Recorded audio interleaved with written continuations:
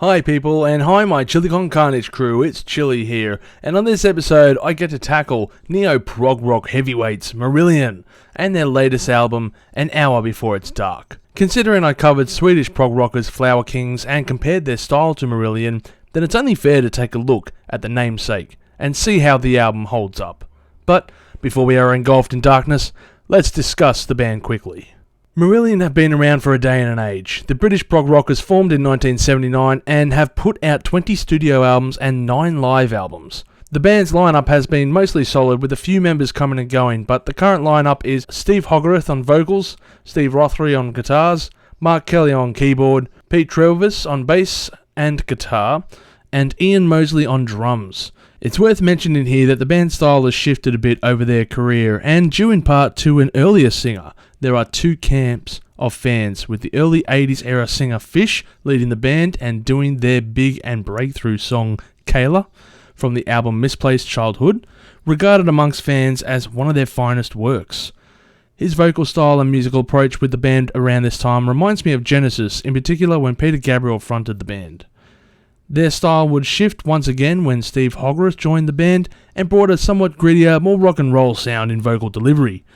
This can be heard on their first album together, Season's End, which reminds me of Queenswitch rather than that traditional prog sound. But this is the one thing about Marillion. They would shift their sound often in their career.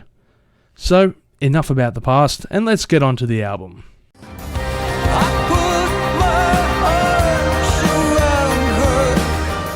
Look, I would be lying if I said I was a die-hard fan. I'm a filthy casual listener.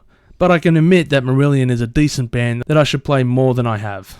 The band have described themselves as changing styles and sound with each release, and evolution within a prog rock band is healthy. An Hour Before It's Dark is an interesting mix of contemporary prog rock that I could say is like a crossover between Mike Oldfield's Man on the Rocks, David Bowie's Reality, and Porcupine Tree's Lightbulb Sun. The album is made up of 7 songs split into 18 tracks, running at just over 55 minutes, and is not too long and not too short. The album does make the cardinal sin in my book, with the longer prog rock tracks being split up into their own separate songs, like the 10-minute track Sierra Leone, which is split into 5 tracks, or the 15-minute track called Care, which is split into 4 tracks. I never understood why any prog rock group would do this.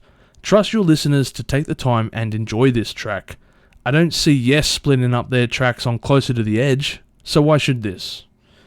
This minor nuisance aside, it's a fairly good album.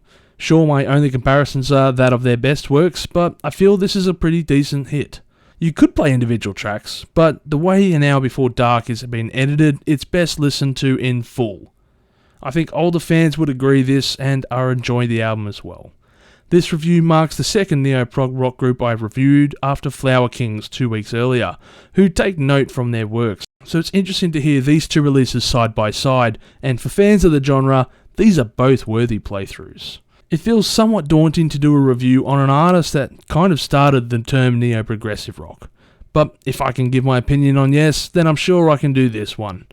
Overall, I feel the album is at 850,000 chilies on the spicy scale, with standout tracks being Be Hard on Yourself, the full track, Murder Machines, and Care, the full track. Well, that does it for this album review. I am Chili signing off for another one. And stick around and check out the newest review on Dream Widow. Thank you for watching this video. If you have enjoyed it, please consider liking it and sharing it with your friends. And also don't forget to subscribe to our Chili Con Carnage crew to stay updated on our newest videos. We're also on Facebook, Instagram and Twitter at Live Listener Race. Please join us on those media platforms for all kinds of updates and discussions regarding music. And as always, stay spicy.